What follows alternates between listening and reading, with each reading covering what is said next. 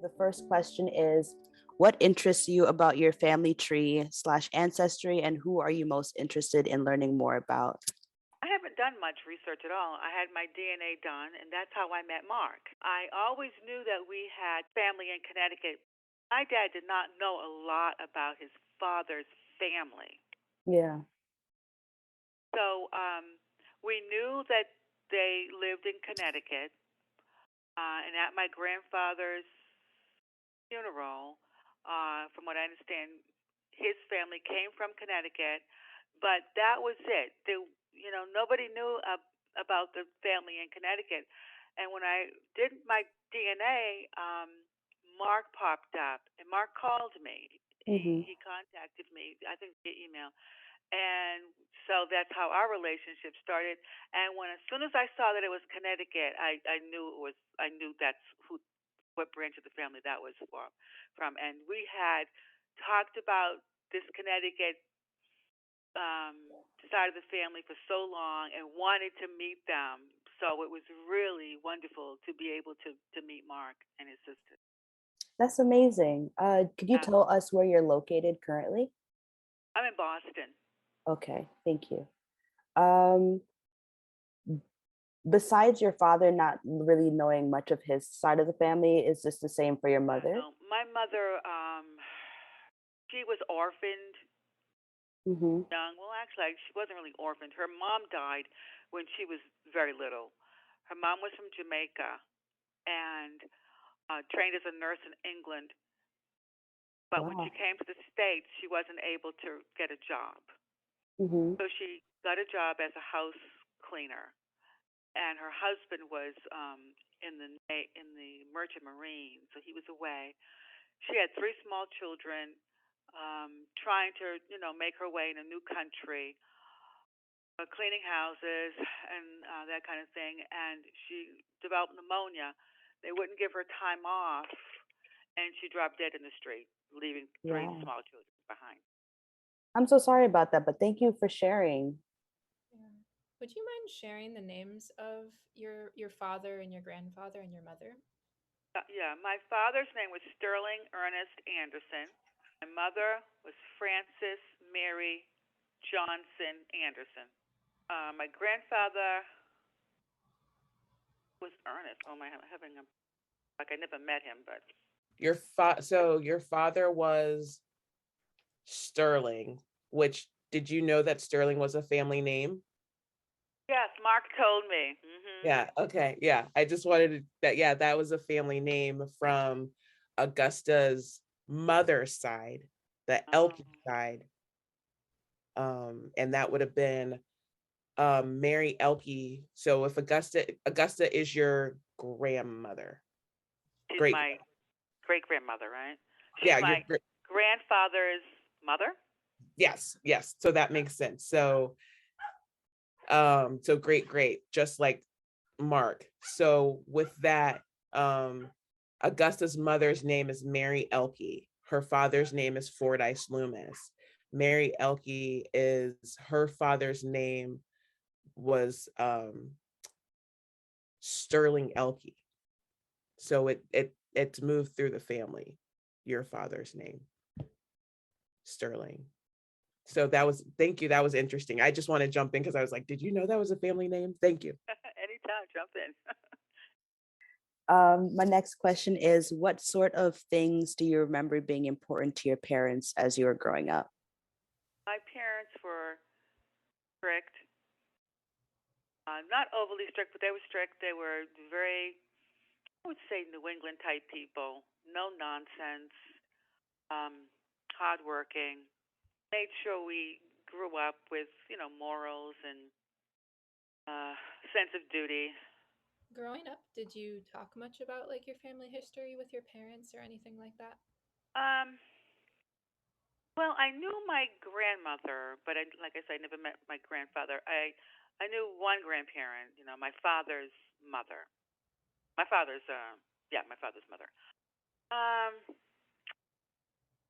Didn't really talk a lot about his dad, other than he seemed like he seemed to be close to his father. Because I'm going to say this, and I know people probably don't really think this is great. But my grandmother and my dad, they were very into spiritual things.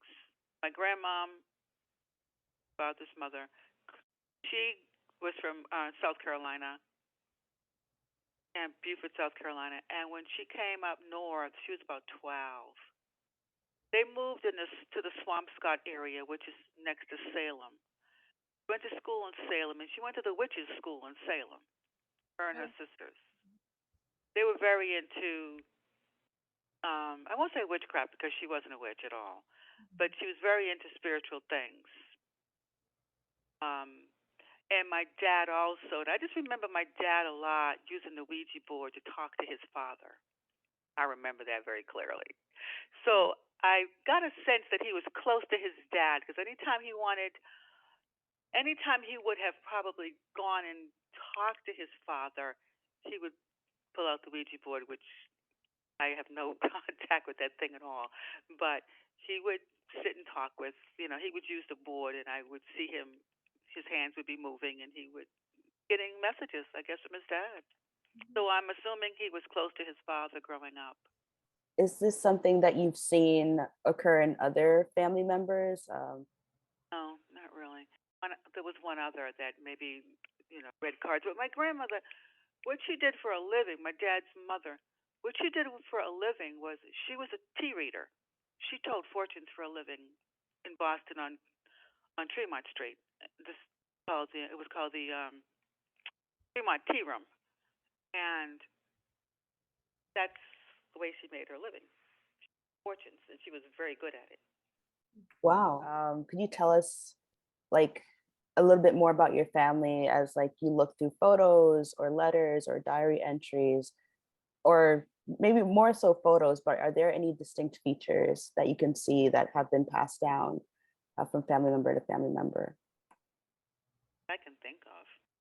But my cousin Vernita, who I believe is going to speak with you guys if she hasn't already, her mother is still alive. Her mother is my father's sister. And I believe the girls in the family probably have more photographs than my dad had. So you may when you speak with her, definitely ask her that question. Want to compile a photo album on our website for the family. So if you have anything you'd like to contribute, send us links or send us scans. That'd be wonderful. Okay. Now, what photos are you referring to? Like grandparents and Yeah. Yeah, from okay. your as far back as any that you have of your grandparents or you anything that you have, Oh, okay. in your family, because again, like we're going backward and forward in this project. We want to see how this tree is built and how the families have developed from this branch. Right. Okay. Yeah. Yeah. So whatever you're willing to contribute, we'd be grateful for. Okay. Thank I guess on that note, would you be able to like tell us a little more about you and your family's background? Just it could be surrounding anything, medical history, religious histories, geographical location. I was born in Lynn, Massachusetts. Hmm. My parents were also. We moved to Boston when I was about 6. My dad lived in on one side of Lynn, and my mom lived on the other. Where we lived when I was little, we lived near the beach. There were a lot of racial things that happened to me as a little kid. And I think that's really why my parents moved, even though they were born and raised there. So to go off of that, you're talking about the racial incidents that happen. How do you feel, once you got to Boston, you remember your community and Lynn a little bit. How do you feel that kind of impacted you as an individual and your upbringing and into adulthood? I'll tell you quickly what happened in Lynn. And then when we came to Boston, I loved Boston because we lived in a black community and we could play with the kids on the street here, on the streets. We could be outside playing like normal children every day. We weren't, when we lived in Lynn, the kids used to come over, and unfortunately, when we were little, and before we came to Boston, we thought, I tell my sister this all the time, she's younger than me, and she was born in Boston. But when we were in Lynn, we thought playing was for someone to run past us, call us names, call us niggers, and we would run off the porch sometimes and fight with them. I mean, so when we moved to Boston, my father was like, "Wait a minute, if somebody says something to you, you can't just start fighting with them." But it's unfortunate. We kind of almost thought that it was play. It was sad. Um, but what happened? A couple of things happened when we were in Lynn. I got struck by a car. I was just kind of sitting on the curb like kids used to do. There was a How car old that were was. you? I was about 4. There was a car idling, a black car. We were just sitting there idling. And when I got up and walked across the street, which I wasn't supposed to be doing in the first place, the car struck me. There was a woman in the window across the street, and she saw it, and she ran down and got me and picked me up. That was one thing. Second, I mean, it was clearly intentional. The other thing was I had a girlfriend across the street, and my mother always said, "Don't go in anybody's house." But it was in the summer, and I was about 5, and the little girl invited me to her house, and so I went up, and we were sitting in her front room talking and just, playing with dolls. And her brother came in. Brother said,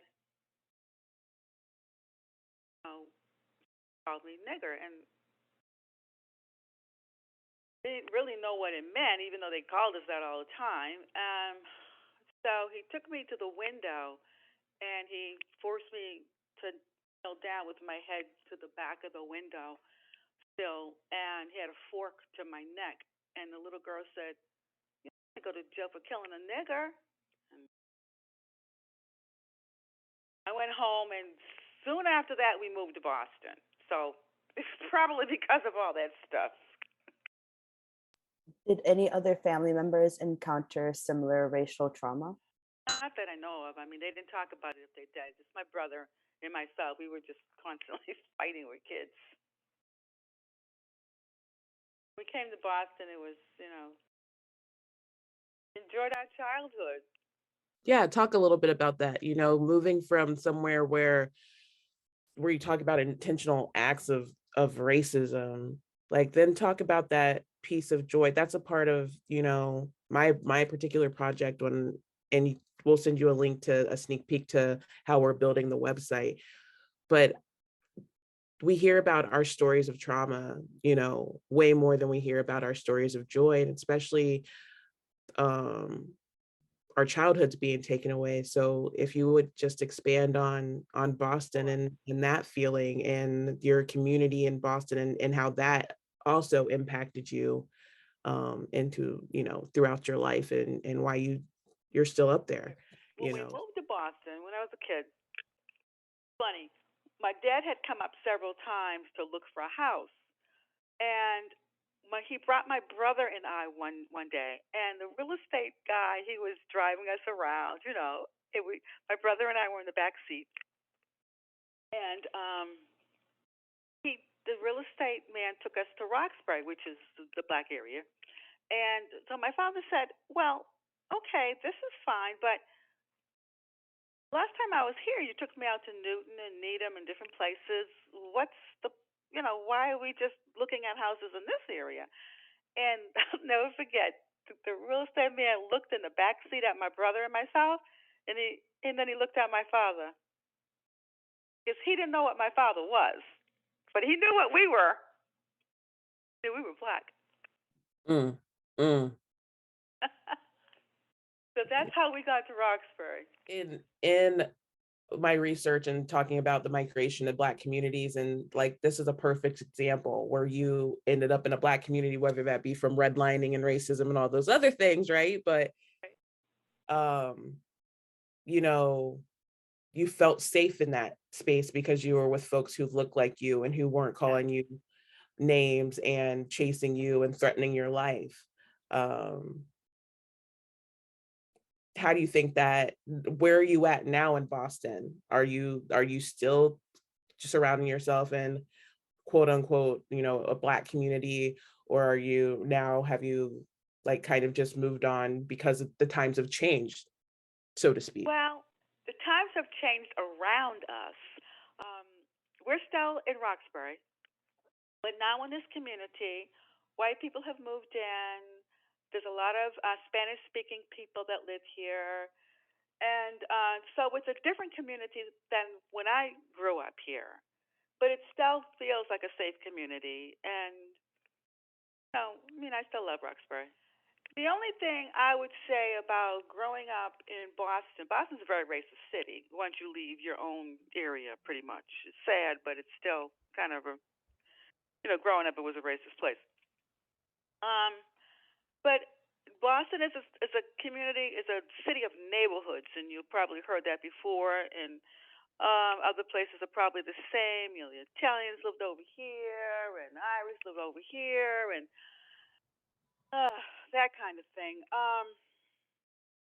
So, but when we moved to Boston and we went to school in Roxbury, but not in the section that we ended up moving to, I had a teacher, Miss Sullivan, who was the same as the folks in Lynn, unfortunately. And because when we came to Boston, I was behind in math because they were doing, they were more advanced here math wise than we were. So I didn't know what they were doing. So she told the students anytime that I got the answer wrong, they were allowed to pull my hair. Did they ever? So anytime I got the answer wrong, which was a lot because I didn't know, I didn't know what they were doing, they were allowed to pull my hair. Um, that was my introduction to school here in Boston. Did that continue throughout your educational Well, history? it did in a way because I think what happened was two things happened. I don't think I've ever been a good student because of it. And secondly, I've truthfully always been afraid of children. That's interesting. That's Yeah. really interesting. I don't I don't bother with children at all. I No, but how our traumas, like and you have children, but it's like how our traumas affect us later on in life that are from our childhoods. And until someone asks, you go, oh yeah, I remember that now, and exactly why. exactly why. I've never forgotten it. When I met my husband, he likes children, so he's the type of person that would always talk to kids in the supermarket and sees kids walking down the street. They're like, "Oh, hey, how are you?" And he didn't wonder why I would never engage with children at all, until I told him. I said, I still don't to this day. I don't bother with kids. It's terrible. I'm not mean to them, but I don't. I will never seek a child out. I was good to my own children and my nieces and nephews, but I know them. But children I don't know, I definitely stay away from to this day. That makes sense. That makes sense for sure. Yeah. But other than Miss Sullivan, I had a normal childhood. Matter of fact, I still have many of the same friends I had since we moved when I was like 7, 8 years old. I still have a lot of the same friends. Did you live near your friends, or yeah, what were your friendships like, and how have they grown over time? Uh, they've been great. Girls that I grew up with. Of course, have moved all across the country, but we're still in touch. And there are some still here in Boston, and we're still in touch and get together. And of course, dying, so lose them that way. But yeah, we stay in touch. It was a close community. So what about your siblings? How was your relationship with them growing up? And are they still in the same area as you are? My sister is here. She lives upstairs, so we're very close. She's 8 years younger than I am, and my brother is a year older. He lives in North Carolina, and yeah, we're close to him too. Can we get their names by any chance? Yeah, my brother's name is Sterling Thomas Anderson. There we go with the carried Sterling names. Sylvia. And my sister's name is Paulette Anderson. Did they ever talk to you about the racial trauma they endured, or have you seen it? I was a quieter kid, so I think that's probably made me a target a little bit more once we came to Boston. When we were in Lynn, we just always fought. That was just part of it was just part of the deal. We didn't even think about it. But no, they really don't talk about racial trauma other than the day-to-day stuff that everybody has to put up with. No. Got that right.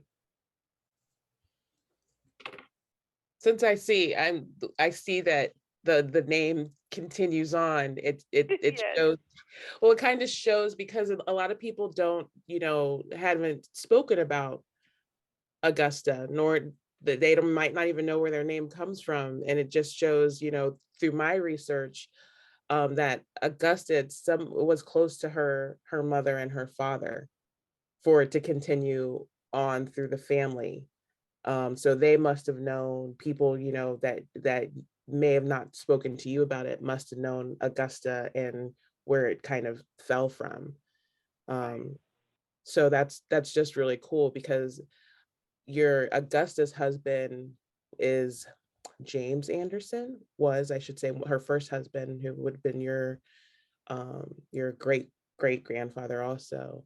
So to see it be pulled down from her family side with the Sterling is just really, it's kind of cool just to listen to you and then you go, yeah, Sterling also. And So my brother's son is also named Sterling. so you guys have kept up a name that you like, Right. that's Didn't even going know. back into history. You're like, where does this name even come from? And it's great because it makes me happy to see history continued on. There's a story, there's your story. You said, I just want to let you know, you remember in the beginning of this phone call, you said, I don't know if I can help you much. And the amount that you've given in just 45 minutes has connected you to the beginning of the project. And it's just really cool to hear because and you even started, we knew we had a Connecticut family, we knew they were out there somewhere. And to see that you have roots still based in Connecticut just through a name, should tell you something, that you can take away today from it. And hopefully as we do get all the interviews done in the project, you're going to start to pull pieces out as you go and watch the interviews and be like, oh, and everything will start, Naima and Reese are asking some of these, like, well, tell me, did they experience, this type of trauma, or you made a comment, and I don't know if they caught it, but I caught it when you said he looked at my father, then he looked back at us. Those are descriptions of folks, I wrote down on my notepad, could her father pass then? Because Augusta was half white and half black. So was there, are there what are our like, we don't get to see you, unfortunately, and I made sure to tell them, make sure you're looking fix this. The next time we speak, I'm gonna yeah. put this together. But the complexions, the eye color, like Mark has a very distinct eye color. Mark is fair skinned with freckles. So what are each of you pulling from, even your father's and your mother's sides, and what's coming down into the tree, you know what I mean? So And my sister has light eyes too. yeah, those things matter because you're connecting a family. Like you said, you did your DNA, Mark did his DNA, and he called. And you guys could probably go and pass pictures between each other, and you'll see the family resemblances. So I thank you for just being, cooperative and wanting to answer the questions, because I know some of them sound a little like, oh, I wasn't expecting, but all these things matter when you're creating the story, and creating for the next generations to know, like, You're saying your sister has light eyes. You know, my father was lighter than us because they knew, or whatever features he had, you know, and that's the importance of, you know, archiving photos, you know, having those there so people can start to put the pieces together through not only hearing your voice and seeing your face, but seeing your actual history and your piece of the puzzle. So I just want to say thank you. Welcome. And actually, I'm going to try to get my brother to speak with you also. I think he'd be helpful, and I think he would love it. Awesome. That would be awesome. Thank you. Do you know much about your extended family in terms of where they're located, or when you guys moved to Boston, where did they live, or what did they do? Sorry. My extended family? Yeah. Or anyone in particular from your extended family that you were close to? Yeah, I have a lot of cousins, and we stayed in Boston, and a lot of them moved away. But we've always stayed in touch. And with my dad, he had 8 other siblings, and you know, we were little, of course. We all kind of lived in Boston and played together, and you know, would visit each other, especially during the holidays. But as we grew older, you don't see people as much. You talk to them on the phone. People move away. Do you know anything about your dad's siblings? My dad's, yeah, I know them all. Sure. Are many of them still with us, or? Uh, there. Think Bernita's mom is still alive. We've we've lost a lot in the last 4 or 5 years. And my uncle Warren is still alive. Barbara, I think there's 3 left. Dad was the first to pass. He died relatively young. And being so close with your siblings, like, did you spend a lot of time together growing up, or like even into adulthood, or just your family in general? How did you spend your time, yeah, as a family? Let's see. My dad always made sure we were busy. Definitely, he was one of those kind of dads that if saw you sitting doing nothing, that it be prepared. He'd have a job for you to do. It's never you weren't allowed to just sit and do it nothing. I mean, if you had a book in your hand, okay, maybe a book was okay. But other than that, if you saw him walking into the room and you were doing nothing, you better get moving. And so he always had a project for you. Like I would help him. He always have house repairs, you know, after work or on the weekend, and so I was his laborer. And when we moved to this house, I was probably about 15, and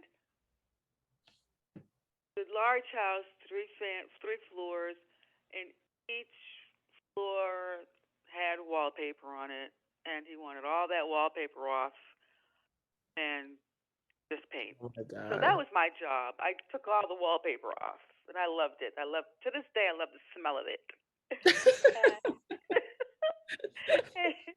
You guys still And live you in know, the same house?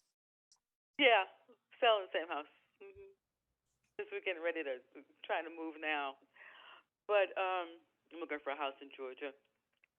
But there's this large metal fraction that you heat up with water, and then you have this large metal thing that you put on the wall to melt the glue from the wallpaper, and you would just, you know, scrape it all off. This big metal thing would warm it, and you would. Anyhow, that was my job. But he always had plenty of work for you to do, and busy. You know, always staying busy. Could you tell us what your parents did for work? My dad, let's see, he made shoes, Oh, that's awesome. and he also he invented things. He patents. He just busy guy, and had his his grandfather, his mother's father, was also an inventor. His name was worked with Ford Motor Company. He had his own company also called the Atlas. Atlas. My brother, he knows more about this than I do because my brother has written a book that he's trying to get published now. He's pulled together a lot of family information, so that's why I definitely want him to talk. That would be wonderful. Can you tell us more about the jobs that you and your siblings took on as you grew up? Um, well, as kids, we always worked, even as young kids, because back then parents didn't just hand out money. You know, if you wanted something, you better go work for it. And so if you wanted to go to the movies, I think we got 25 cents a week. If you want to go to the movies or buy something, you better put your thinking cap on and figure out how you're going to make that money. So we all did something. I used to bag potatoes on Blue Hill Avenue. There were all lots of different vegetable stores, meat stores, and we didn't have to go out of the community to go shopping. And so I used to bag potatoes when I was about maybe two, and would make pot holders and go door to door and sell them. And we would always be looking for something, some way to make money because, like I said, they didn't hand out money back then like they do nowadays to kids. You were right about that. I have a 9-year-old and he likes to work. They and my niece, they're little hustlers, but yeah, you're right. We do hand money out now. But yeah, but they're little hustlers. They like to do stuff, around the house to earn something. But what do you do now? I'm retired. Yes. Yes. What did That's why you we're going to Georgia. I hear you. What did you do before you retired? I worked at MIT as a loan counselor. Awesome. Looking back, do you have any memorable family stories, like stories that you would even pass down to your own kids about like this is what we experienced or saw, or traditions? I think growing up, we kind of had an interesting life. Once we came to Boston, we were Catholics in Lynn, but when we moved to Boston, my father got interested in the Nation of Islam, so that's really the religion that I grew up with, if you can call the Nation a religion. But that's, Malcolm was the minister at the mosque originally, and then Farrakhan took over from there. So that's it was kind of interesting. And we were busy with dancing school, and my brother and I went in drum and bugle corps growing up, and he still plays the trombone. And like I say, we were always busy. Awesome. So, with that being said, what more would you like to learn just from today's conversation, or is there anything you would like to learn more about your family? You said your brother's doing a lot of family history stuff and with his book, but what are you interested in, and how do you want to see your story go on? Well, I was just happy to meet Mark and put that piece together, truthfully, and to know where my grandfather came from. I knew he came from Connecticut, but there was also a talk that he came from Vermont. So, but I knew there was family in Connecticut and that missing link. I just wish my dad was around. Yeah. Other siblings because they always wondered too. But like my dad would say back then, when a person left home, they pretty much left everything behind because there wasn't phones where you could just call people all the time and um, better time here and there. But he said just living life is just hard. So you just kind of, once you got married and had children, you just kind of got busy with that, and that was it. So interesting. That's so interesting. But it's so true. That's so true. Well, Evelyn, thank you for spending some time with us today. Thank Um, you. and we'll follow up. We'll go through the recording and see if there's anything that we may have missed and may have follow-up questions for you. And you have the emails to everyone, if there's anything else you can think of. And this project means so much to me. That's And beautiful. Mark being a great friend of mine, it just means so much to hear piece of his family being put together and the hard work he's done to make connections, um, so he could build his tree, so he could build his story. So it's just super important, and he's going to be just so happy because these are pieces he may not always get time. He's all over the world. That's how we know each other.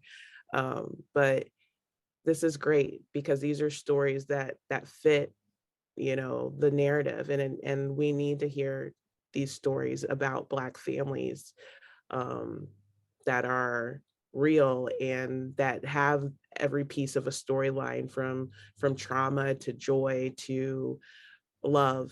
And I appreciate you coming on today, and we'll definitely follow up, and I'll let Naima and Reese take it from here, but I just want to say thank you. You're welcome. Thank you for including me. And I can give you my cell phone number.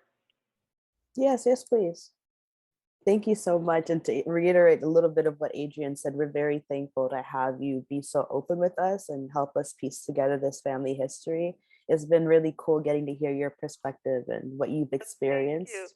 Yeah. Thank you. And the next time we speak, I will definitely at least get my tablet together. I know I don't have a camera on my computer, and my Mac has just it's died. That did have a camera on it. So, but Mhm. thank you so much. I appreciate it. This was fun.